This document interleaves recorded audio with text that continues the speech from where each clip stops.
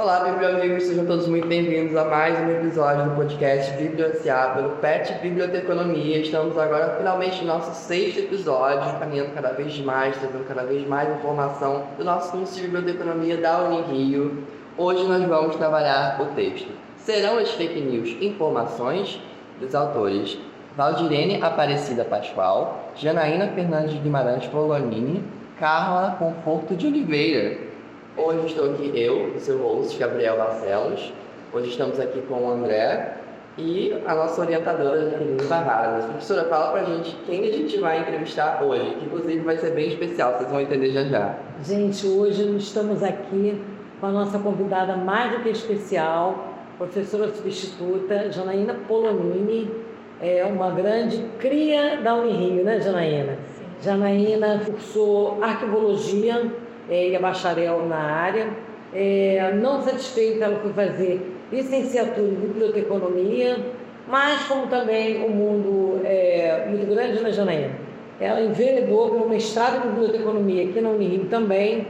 E para, não digo finalizar, que essa palavra é muito forte, né? Mas para continuar os estudos dela, ela foi fazer Ciência da Informação, doutorado, na Unesp de Marília, onde ela se doutorou em 2023, né? Está fresquinha, uma doutora fresquinha, recém-formada. Hoje ela atua aqui como professora substituta no Unirio e nós convidamos a Janaína exatamente para discutir esse tema tão presente na nossa sociedade, né? Que são as fake news.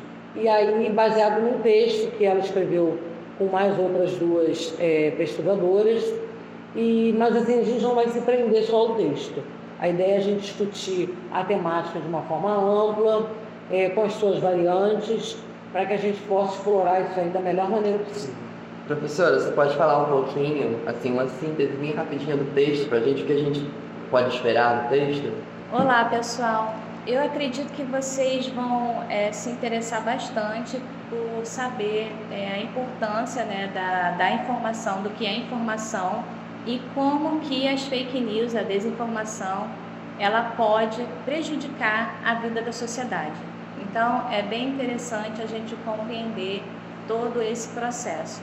Sim, e é muito interessante falar sobre fake news, né, especialmente nesse contexto que a gente está agora, que a gente passou recentemente. A gente sabe que fake news foi e tem sido um tema bem recorrente desde 2018, professora?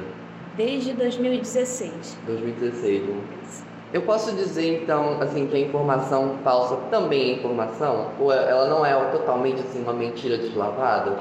É válido falar isso? A informação falsa, né, no caso, ela é um tipo de informação. Então, a gente pode considerar que existem vários tipos de informação. A contra-informação é um tipo de informação, a desinformação é um tipo de informação. A informação equivocada também, né, que existe, a informação equivocada, incompleta, incorreta, que é algo, inclusive, Gabriel, que a gente menciona todos os dias da nossa vida, a informação incompleta, equivocada, né? E a gente faz sem nenhuma intenção, né, de enganar ninguém. A fake news e a deepfake, que também são tipos, né, de desinformação. Então, tudo isso é informação de alguma maneira. E o que diferencia, a gente pode dizer assim, na maior parte, né, dela, seria a veracidade, o reconhecimento e, no caso, também a intenção, né? Porque se a gente for levar em consideração a intenção, se eu tenho a intenção de prejudicar alguém, então ela pode ser desinformação ou má informação. A contra-informação, ela não tem o reconhecimento ainda institucionalizado, mas não significa que seja uma mentira, que não seja uma informação. Muita informação indígena ainda não está registrada, institucionalizada, mas é informação. E estou dando isso como exemplo, né? E a deepfake, né, a fake news, eles são um tipo também de desinformação que é misturada, né? E trabalhada de uma maneira a forjar, né, a informação. Mas, se a gente for pensar em desinformação, existem vários tipos de desinformação. Uma carta, por exemplo, pode ser uma desinformação. Eu posso estar enganando alguém através de uma carta. Eu engano alguém com um spam. Eu engano alguém com diversas coisas, com carimbo, né, para falsificar alguma coisa. Então, tudo isso é um tipo de desinformação. Quando você fala da intencionalidade, e eu acho que é importante a gente registrar isso, é que esse tipo de informação, ela tem uma intenção de alcançar um público para desinformá-lo. É correto eu afirmar isso? Sim, e não só todo o público, né? Mas também a questão de a intenção de prejudicar. Eu estou na intenção de prejudicar. Eu sempre, quando eu publico algo, geralmente vamos usar a questão política. Se eu publico algo falando algo pejorativo de algum político, eu sei que ele vai perder seguidores, ele vai perder eleitores. Então eu já tenho previamente essa intenção. Na má informação também é dessa maneira. A informação, na má informação, ela é verídica, porém ela tem a intenção de prejudicar aquela pessoa que está sendo comentada. Quando você fala da veracidade, também é correto afirmar que, nesse caso, a informação ela foi criada de uma maneira deturpada, né, falsa, para fazer as pessoas compreenderem algo que não é verdade. Isso. Né? Digamos assim, eu estou criando uma mentira, legitimando uma mentira por meio de uma postagem, de um texto que contém informações falsas, inverídicas. É correto afirmar isso também? Sim, e digo mais, Jaque. Geralmente a desinformação ela é um conjunto, né, de frases. Né? Vamos pensar que a desinformação ela não é uma frase só. Então, ela vem um conjunto de um texto. Nesse conjunto, eu coloco uma frase verídica, uma meia verdade, aí uma mentira. E ali eu vou construindo, elaborando essa desinformação. Então, a desinformação ela não está no conteúdo inteiro, se a gente for pensar. Ela tem algumas frases, e é isso exatamente que aí eu pego o meu leitor ou o meu espectador. Entendi. É dessa maneira que eu engano. Você tem que chegar nele, né? Então, essa mistura do verdadeiro com o falso, numa mesma notícia, numa mesmo texto, faz com que a pessoa acredite naquilo. Isso. Porque isso aqui é verdade, mas aquilo não é verdade, né? Mas, na verdade, ela está consumindo um conteúdo que foi intencionalmente criado para fazer com que ela acredite em alguma coisa, que muitas vezes não é verdade. Gente, o negócio é produzido para gerar dano. Né? Eu acho que essa é a grande característica, a gente pode dizer isso também, Janaína, que a grande característica da fake news é que ela foi criada com uma intenção, com essa má intencionalidade. Sim. E assim, a desinformação, quando a gente pensa assim, eu falei, né, ela é um conjunto de verdades com informações falsas. Ela pode ser, hoje em dia, né, existem as agências de checagem. As agências de checagem, se vocês notarem, elas possuem várias classificações. Cada agência de checagem possui um número de classificações, né? E aí você vai ver que ali ela fala se é totalmente falso, porque às vezes a pessoa ela nem se dá o trabalho de tentar fazer esse engano, de colocar uma coisa verdadeira, porque quando você coloca uma coisa verdadeira, fica mais fácil de você enganar a pessoa. E ali no meio é uma coisa falsa. Nas agências de checagens, geralmente elas classificam se é totalmente enganoso, se é parcialmente, se aquela informação ela pode em algum momento ser verdade, mas agora não é, ela é uma predição, porque algumas predições enganam as pessoas também. Se eu digo que eu vou fazer algo, que algo com certeza vai acontecer, as pessoas acreditam, mas aquilo ainda não é uma verdade. Então, as agências de checagem chegam nesse momento para a gente, para nos classificar todo esse conteúdo, essa vasta gama de conteúdos que nós temos hoje, né, principalmente na internet, para que a gente tenha um norte do que é possível ou não, né, de ser verídico ou não, porque nós não temos tempo disponível para verificar tudo que se é comentado na internet, né? Então, para isso que existem as agências de checagem, porque elas classificam e elas têm outros recursos também, já que elas possuem softwares que conseguem verificar se é uma deepfake, se aquela imagem também ela é manipulada de alguma maneira, porque a desinformação ela prejudica de várias maneiras. Ela pode deixar você transtornado achando que vai ter uma grande catástrofe na sua cidade, e eles reutilizam às vezes imagens de catástrofes que aconteceram em outro local aqui, e aí você pode atrair pânico e deepfake mesmo, às vezes que fazem com pessoas que podem produzir algum problema nas pessoas, né, na vida das pessoas de modo geral. Professora, você pode falar um pouco pra gente o que é o deepfake? O deepfake são vídeos manipulados. Então, geralmente, eles pegam a imagem de uma pessoa, um vídeo que já existe, e eles colocam como se a pessoa estivesse falando outra coisa. E aí a coisa que eles querem que seja prejudicial para essa pessoa, né? Então, vários jornalistas, inclusive, já sofreram de deepfake. Geralmente são pessoas muito conhecidas, pessoas reconhecidas e que são levadas em consideração. Então, elas vão conseguir atingir um público maior, né? Porque elas já têm muitos seguidores, muitas pessoas que confiam na palavra delas.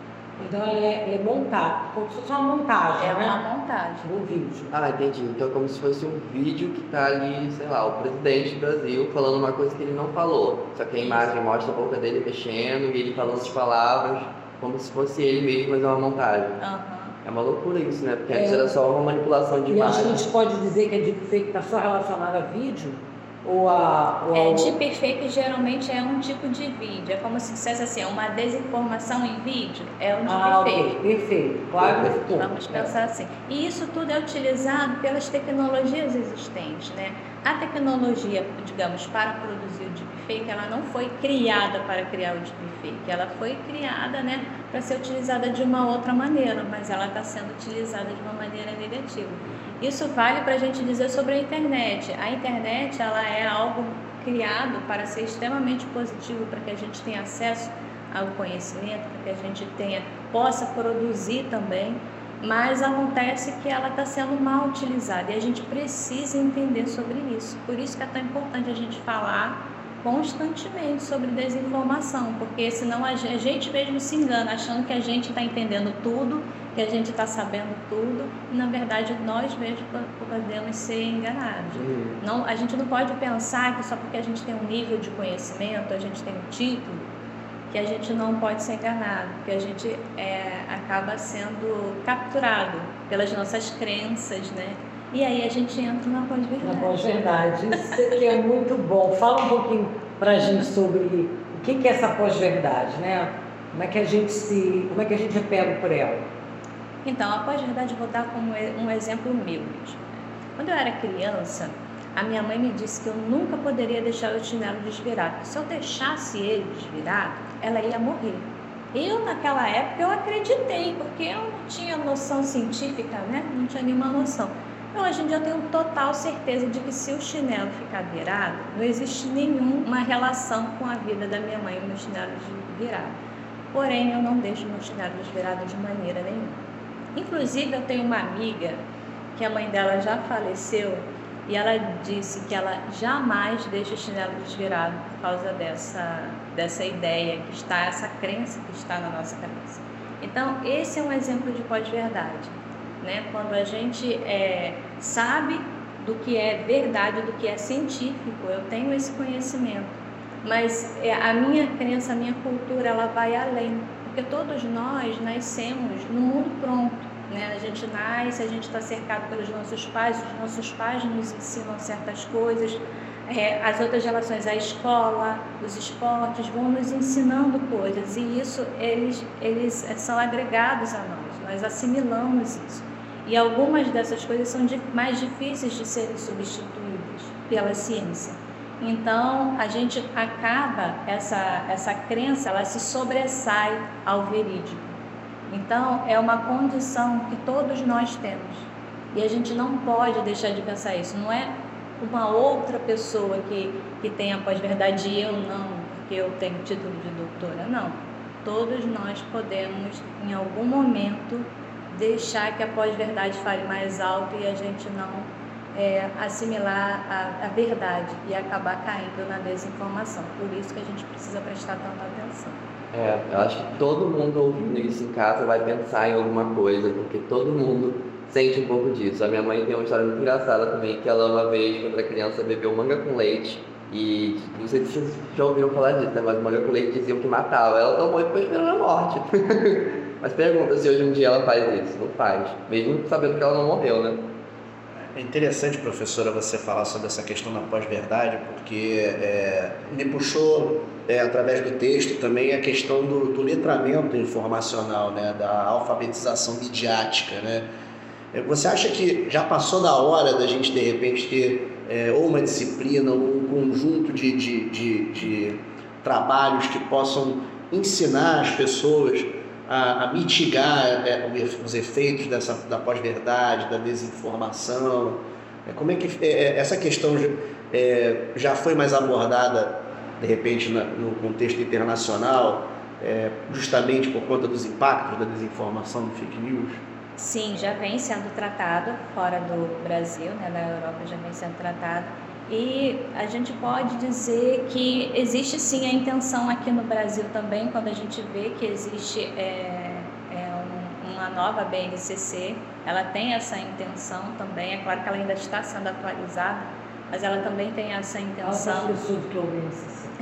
É a Base Nacional Curricular Comum, né, da educação básica no Brasil. E ela já vem atualizada também com essas questões da educação midiática. Para que as crianças já aprendam, né, corretamente e possam até ensinar os seus pais em casa, aqueles que não tiveram essa oportunidade de letramento. Sim, mas a questão da educação midiática, ela tem que ser constante. Porque, André, como você perguntou, ela tem que ser constante. Isso é algo que deveria ser também ensinado na universidade. Inclusive, eu tenho essa intenção. Eu gostaria de ter uma disciplina que tratasse sobre esses assuntos, né? Eu acho que todas as universidades deveriam ter, porque as mídias, elas vão mudando, sendo atualizadas constantemente. E nós não somos educados, tanto na educação básica quanto no ensino superior, a utilização dos meios de comunicação. Então, isso é um problema grave. Nós não sabemos utilizar os meios de comunicação, por isso que a gente não entende. Então, alguma pessoa fala, a televisão faz mal, o celular faz mal, mas até então não se é explicado toda essa questão da teoria da comunicação. As pessoas não entendem de teoria de comunicação.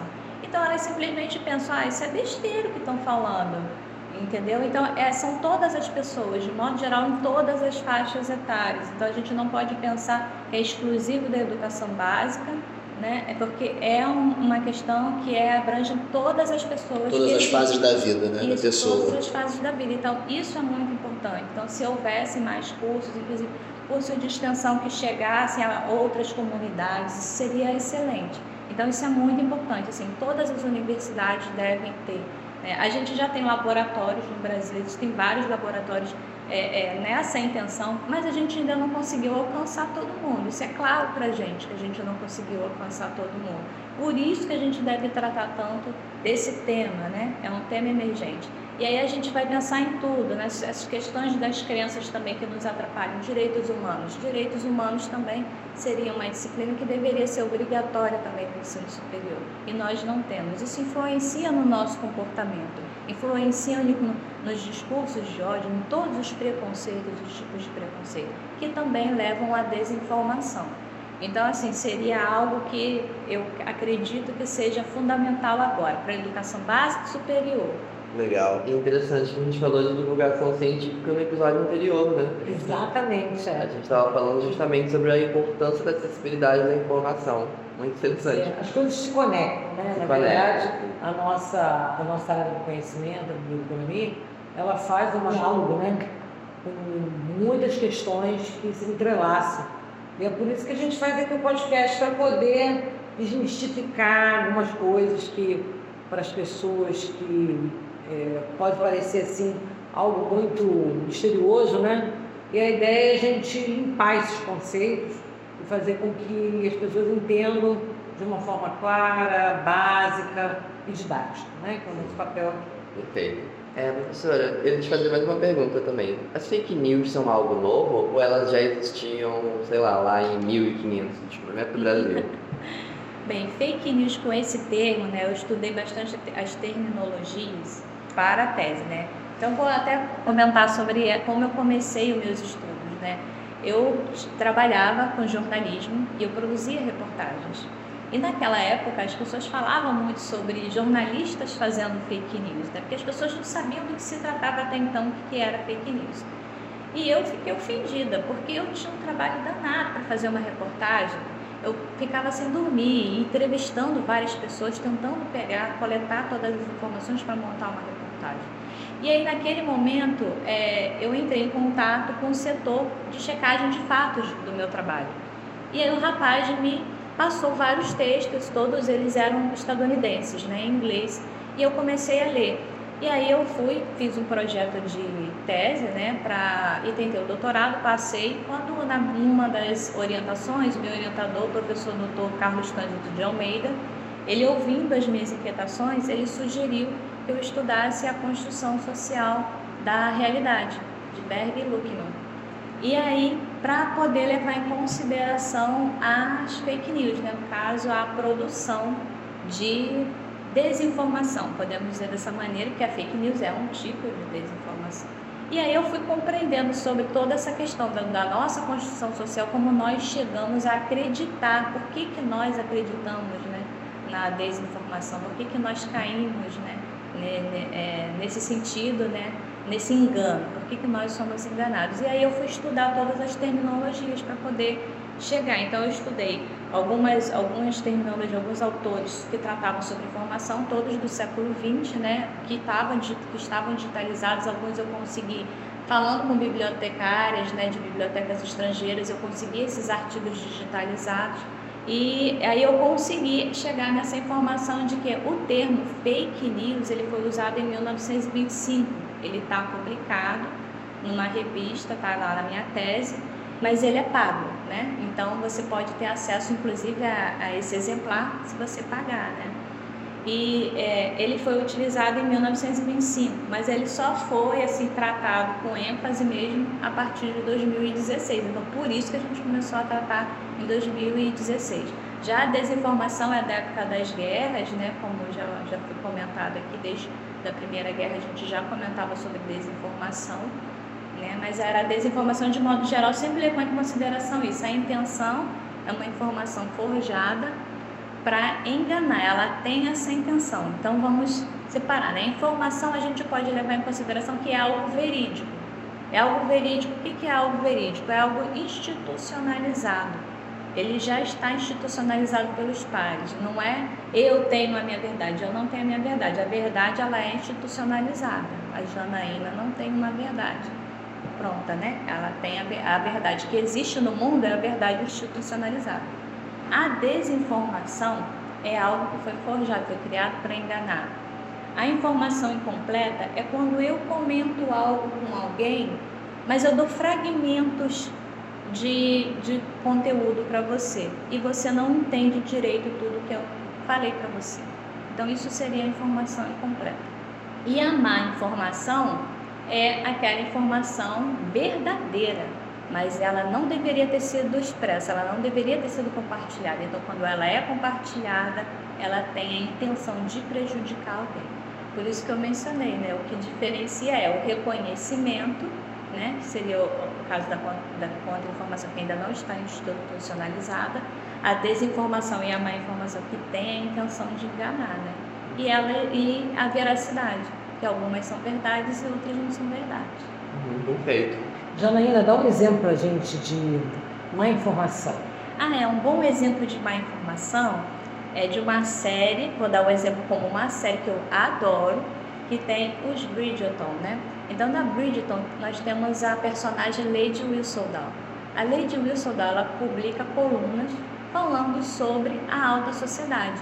E essa informação que ela compartilha é uma informação que, em alguma medida, acaba prejudicando as pessoas que estão sendo comentadas. Então, é fofoca. Então, isso é uma má informação.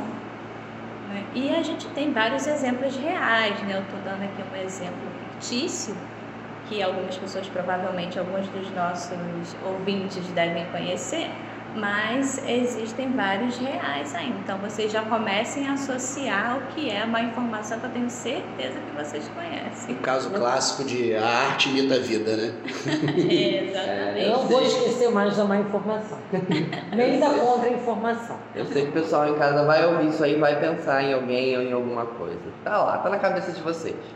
Eu fiquei assim, quando eu li o artigo, né, me veio na cabeça um livro que eu li há algum tempo atrás, chamado Não Contem com o Fim dos Livros, né? É um livro que o filósofo, escritor Humberto Eco, ele conversa com um cineasta francês, o Jean-Claude Carrier, e é muito interessante que em determinado momento, né, ambos conversam o livro inteiro sobre sua paixão por livros, né, bibliofilia. E o Humberto Eco, em determinado momento, fala que ele tem paixão por colecionar livros que propagavam conhecimentos falsos, ou conhecimentos estúpidos, ou conhecimentos que eram dados como verdade em uma determinada época, e a metodologia científica, a era do iluminismo, depois tratou de descartar, né? Que ele tem uma biblioteca especial só para isso, né? E qual era a justificativa que ele dá para isso? Ele diz que esses livros são necessários, por mais falsos que eles sejam, ou por mais que eles apresentem informações errôneas, porque a história do conhecimento humano, ela não é uma história só de êxito, ela também é uma história de erro. E esses livros permitem que a gente possa corrigir a nossa trajetória, né? E aí, por que eu lembrei desse livro lendo o artigo, né? Eu queria perguntar se já existe um banco de dados ou se existe uma biblioteca de desinformação, se seria, de repente, o caso de se criar uma biblioteca de fake news para que a gente pudesse justamente ter isso como referência, né? Justamente porque a gente sabe que a tecnologia vai evoluir, né? Como a gente foi dito aqui, né? Antes eram informações escritas, agora nós estamos lidando com deepfake, né? O que você acha disso, né? Será que existe alguma biblioteca de fake news? Seria uma ideia possível para poder, né, a gente se educar, né, para lidar com isso?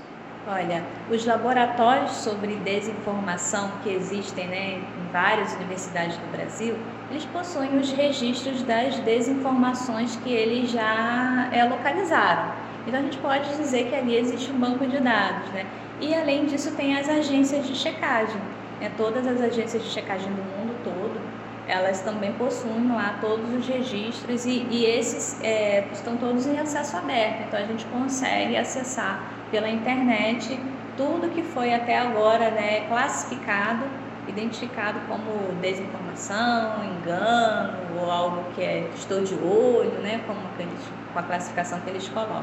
Então a gente pode dizer que em certa medida isso que você está falando existe, não necessariamente com esse nome, né, a Biblioteca da Desinformação, mas existe sim já alguns locais, né, institucionalizados que você pode ter esse Ou acesso. seja, mais um fronte que o bibliotecário pode atuar, né? Auxiliando aí na checagem de fatos, trabalhando junto com a agência. Aí, gente, mais uma oportunidade de emprego para nós bibliotecários. Se você sabe trabalhar informação, você vai adequar para trabalhar a desinformação, né? Reconhecer. Legal. Professora, existe uma solução ou resposta para como lidar com tudo isso da informação falsa, no fake news, de fake? Não existe uma solução única, né? Não existe a bala de prata, como dizem, né? Não existe a bala de prata para fake news, né? Acho que para mitigar, a gente precisa desse conjunto de fatores, da educação principalmente, porque a gente está já, o foco, né? Está na educação básica, mas lembrando, é a educação como um todo, é a educação de todos os seres, né, seres humanos, né, em todas as faixas etárias. Então a gente precisa educar todo mundo para que eles compreendam como os meios de comunicação funcionam. E além disso, de novo, focando nos direitos humanos, a gente precisa entender sobre direitos humanos. Acho que isso iria mitigar boa parte, né, dessas questões do nosso engano. E além disso, a gente precisa de tecnologias que identifiquem deepfakes, que identifiquem imagens adulteradas, que a própria plataforma digital, que elas bloqueiem isso de chegar, esse acesso até a gente, né? Então, se a tecnologia avançar nesse sentido, vai ser muito bom. E também questões jurídicas. A gente precisa de legislação. Então, Janaína, a gente pode, mal comparando, dizer que a fake news é como se fosse uma doença social, né? que a gente não tem como evitar hoje, né, porque ela está instalada e introjetada dentro da sociedade, porém a gente pode, digamos assim, se vacinar, ótimo, André, se vacinar contra ela, né, conhecendo, né, conhecer já é um grande passo para poder evitar e tratar isso, né, e punir e resolver também, quer dizer, tem o pré, tem o durante e tem o pós-tratamento, né? Já que a gente vai ter que aprender a conviver com isso, porque a gente não pode dizer que elas vão acabar, seria ilusório, utópico da nossa parte. Porém, a gente pode se prevenir contra ela, saber lidar com ela e saber tratá-la quando ela se instalar. Podemos dizer que isso... Sim, certamente. Você está correta. A gente precisa também reconhecer a nossa fragilidade diante dessa enxurrada de conteúdos, né? Então, nós somos, podemos dizer assim, a gente pode cair, né? Ser enganado de alguma forma, por causa da pós-verdade, né? Da nossa pós-verdade. Então, a gente pode cair, né? No engano. Então, a gente precisa justamente conhecer como os meios de comunicação funcionam para que a gente vá com calma, né, no conteúdo que a gente receba, né? E não ficar achando que de fato vai acabar, porque acho que a tecnologia está avançando cada vez mais e a gente precisa saber lidar com isso. É uma guerra, né, que a gente tem pela frente aí para enfrentar, né, gente? Não é uma guerra armada usando armas que tem grande poder de penetração, né? Porque ela entra dentro da casa da gente, entra no celular, entra na televisão, entra nas coisas mais, às vezes, mais puras, né? Porque elas também são repassadas por pessoas com quem a gente confia, né? Sim. Ao receber um vídeo do meu amigo, ele não mandar um vídeo errado para mim, mas às vezes ele também já foi enganado, ele está passando é justamente o que ela falou da crença lutando contra a tendência que a gente tem de duvidar, né, de questionar. Se tem uma coisa que a história ensina é que a tecnologia sempre vence. Então, a gente tem que regulamentar, legislar, buscar ter uma regulamentação que permita que a gente diga isso de uma maneira menos danosa para a sociedade. Exatamente, aprendendo a conviver com isso, se educando e se protegendo. Né? Exato. Bom, gente, queria agradecer a presença da professora Janaína no nosso episódio de hoje, esse episódio mais que especial, incrível. Agradecer a todos que estão presentes aqui com a gente. Obrigado, André, obrigado, professora Jaqueline. Sempre um prazer estarmos juntos. Sigam a gente no nosso Instagram, @petbibliounirio. Agradecer aí aos nossos ouvintes, né, que estão fazendo com que o nosso podcast alcance grandes espaços, essa é a nossa intenção. Agradecer aqui a colaboração e a boa vontade dos nossos petianos com a Unirio e também a presença da nossa ilustre professora, pesquisadora, doutora Janaína Polonini, que veio aqui só acrescentar e brilhantar o nosso trabalho. Muito obrigada, Janaína. Muito obrigada a vocês pelo convite. É meu primeiro podcast. Primeiro de muitos. Eu estou muito empolgada e fico feliz que vocês conheçam mais sobre essa pesquisa. Depois consultem lá, né, o artigo. E se quiserem entrar em contato comigo, podem entrar em contato para fazer pergunta. Muito obrigada a todos os ouvintes e tenham uma excelente semana. Muito obrigado, professora. E, pessoal, até a próxima!